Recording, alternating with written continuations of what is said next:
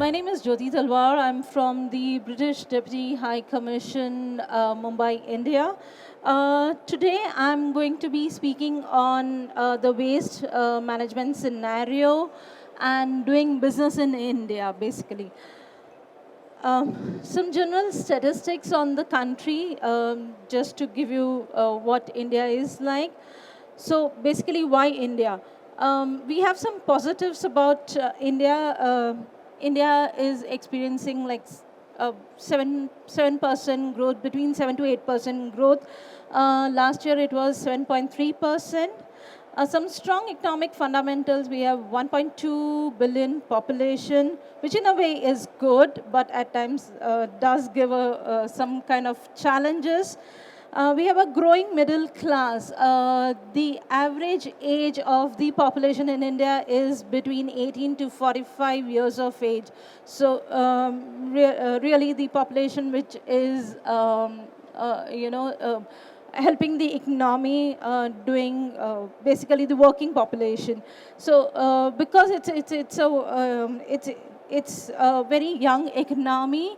There's a rising influence and a widespread aspiration to have all the sort of facilities what is available in the Western economy.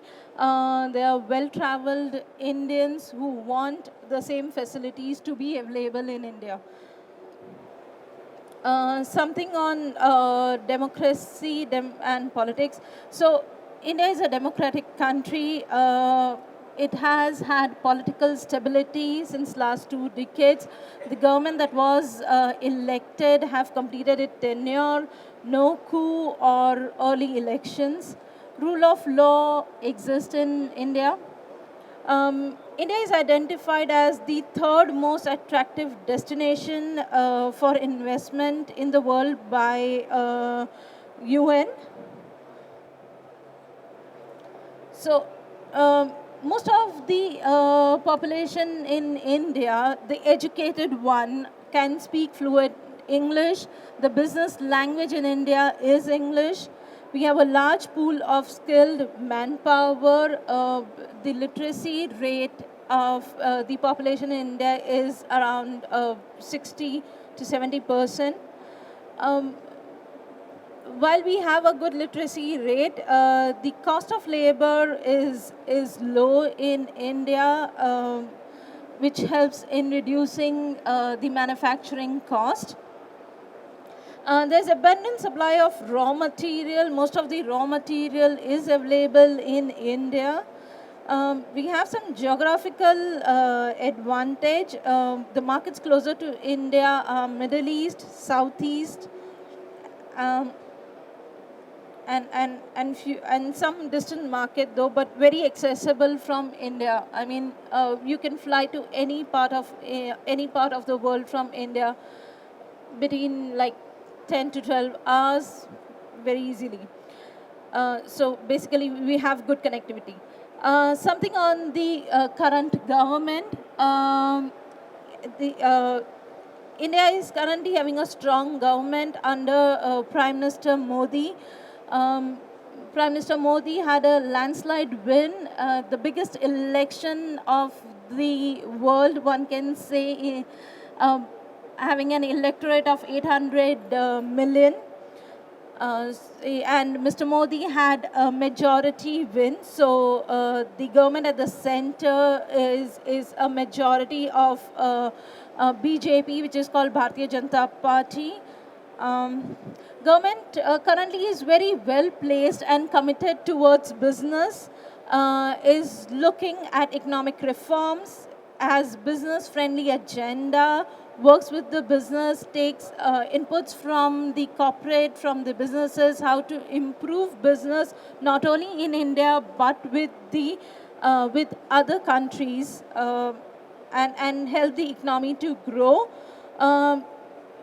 Current government is working towards rationalizing tax regime. India has a very complex tax regime, but there are efforts and work going on towards rationalizing it and trying to get our taxes,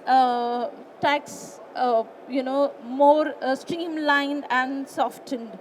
So all this is towards ease of doing business agenda of the Indian government. The Indian government has also come up with Make in India as its primary focus agenda. It wants companies, technologies to come and set up their shops in India and have an indigenous manufacturing. We have a big advantage of the domestic demand on the back of the big population, which demands a lot of stuff. So, coming on to the waste management scenario in India. India is currently facing a rapid urbanization. Nearly 25 to 30% of the Indian population is currently living in urban areas, and this ratio is growing. It is expected by 2030, nearly 60% of Indian population would be living in urban centers. Now, this has in turn put a lot of pressure on the civic services. So the waste generation obviously will be high as the population moves from rural centers to the urban city centers of India. Now, some statistics on waste. Big cities like Delhi, Mumbai typically generate 12,000 tons per day of waste. And other city centers, Chennai, Hyderabad and Bangalore generate somewhere around 5,000 tons per day. A number of tier 2 cities generate waste between 2,000 to 3,000 tons per day. Gentlemen, one point that I would like to make over here, when we are talking about waste, it is mixed waste and it is not segregated waste. Waste does not get segregated at source in India. So that's where, that's what the scenario is actually.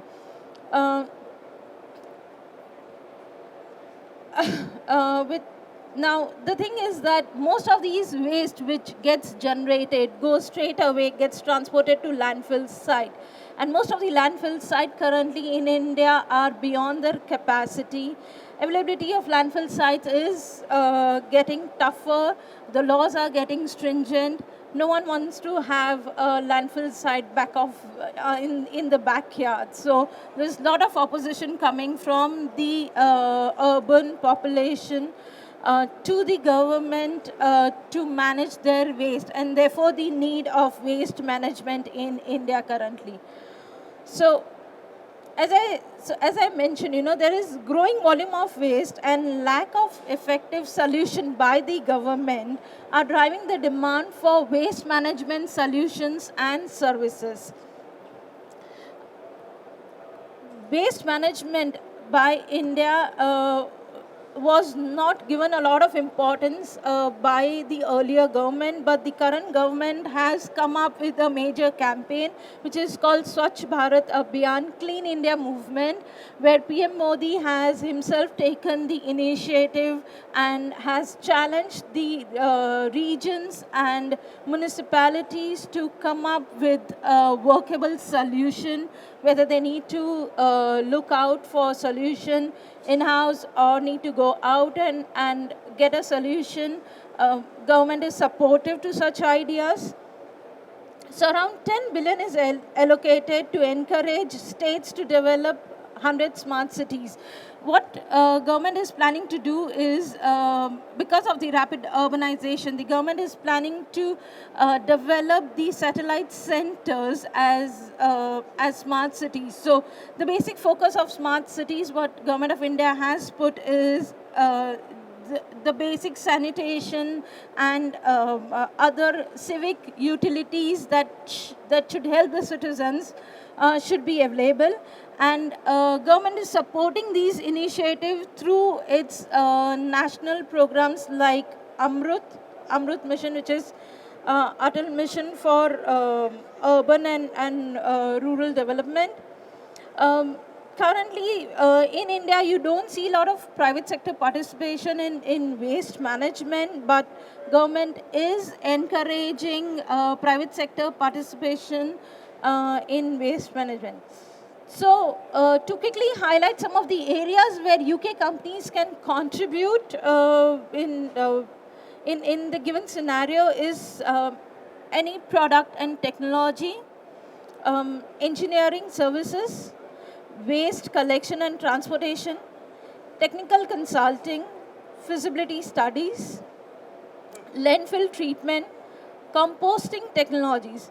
Uh, I would like to mention over here that a lot of composting is already done in India, but what India is trying to look at enhanced processes in composting technologies, operation and maintenance services, biomedical waste, electronic waste, e-waste is another big area of opportunity. So Indian industry is really looking to solutions which can help them manage e-waste, construction and demolition waste, sewage sludge treatment, and recycling. So these are broadly some of the areas under waste management where UK companies, if they have technologies and they would like to take advantage of the India market, they could connect with UKTI, and we'll be very happy to support their initiative.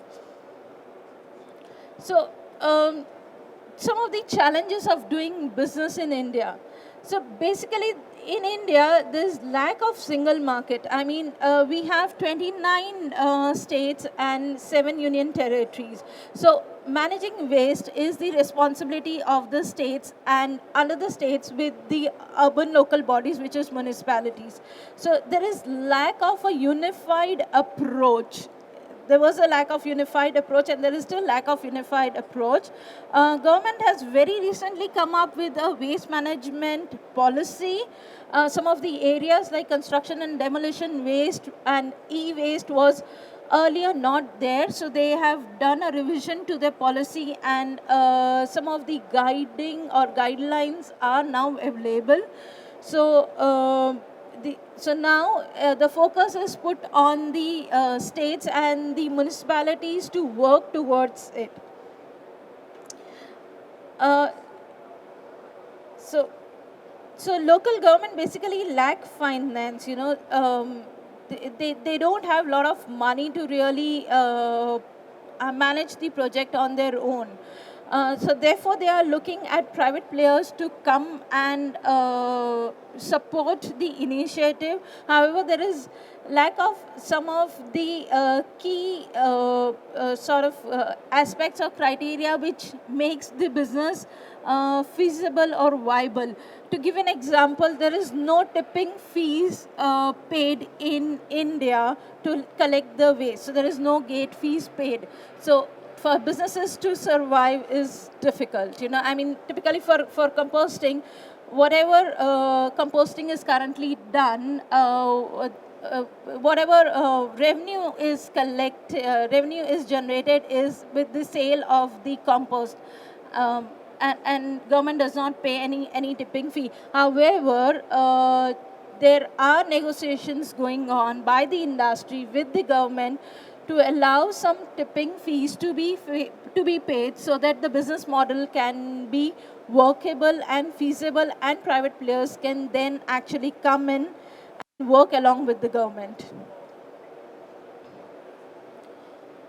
So basically, opportunities are way beyond. I mean, it outweighs the challenges in the long run. Number of UK companies are doing business in India, some in construction sector, which are named over here, which I believe many of you are familiar with: Mott MacDonald, CH2M Hill, Turner and Townsend, Mace, to name a few, and also British Bins, who would now be presenting after my presentation. So one company which is doing some business in India in the waste management side, they would share their experience in a while. So any foreign business to be profitable in India would take about 2 to 3 years. So our sincere advice to companies would be to be prepared to make some initial investments into Indian market. You cannot expect businesses to be profitable in 18 months' time. That's not the market. So unless and until you have a long-term perspective for India market, you would be successful. Otherwise, possibly it's not the market if you're only looking for it in a short term. It is advisable to have a local business partner because it can help you to manage some of the risk of doing business in India, can help you with the cultural differences and wade through some of the bureaucracies that is present in the India market. And lastly, I would advise, please do explore options of bringing down the cost. India is a price-sensitive market. Indians love negotiating price. If you have a business model which could work in India along with the Indian model of doing business, which can help in reducing the cost, I think your business would then be successful. So if you are looking at India, what UKTI can do? UKTI is very happy to help. It has a pan-India presence. UKTI has 4 main offices in India: Delhi, Mumbai, Chennai, Kolkata. And we have offices in other locations as well. That's Pune, Chandigarh, Rajasthan, to name a few. The built environment team in India is located in all the major posts, that is Mumbai, Delhi, Chennai, Kolkata. And we're very happy to connect you with the industry. You could contact the UKTI offices, the built environment team, and we can help you connect with the industry, with the government. We can guide you on how to do business in India, the processes. So what kind of services UKTI generally provide? It can help you gain a powerful insight into the market. We can identify opportunities and open doors, reach to the customers.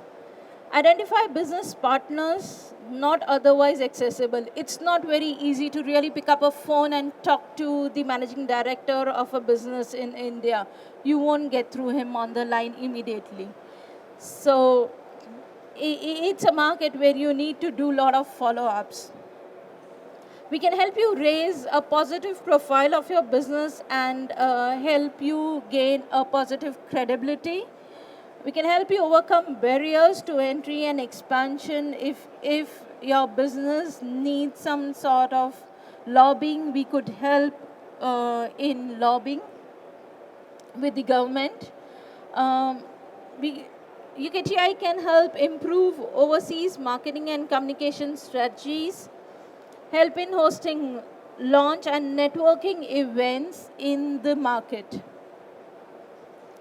So gentlemen, that's it on the India market.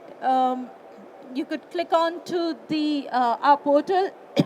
That's www.gov.uk. Do register, sign in is free, just like you sign into your Gmail.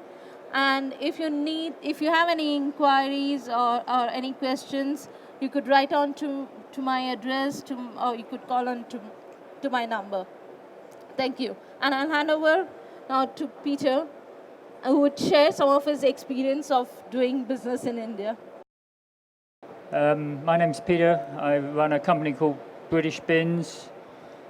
Just to give you some perspective, we're a trading company. We do £3 or £4 million a year in the UK and in various other countries.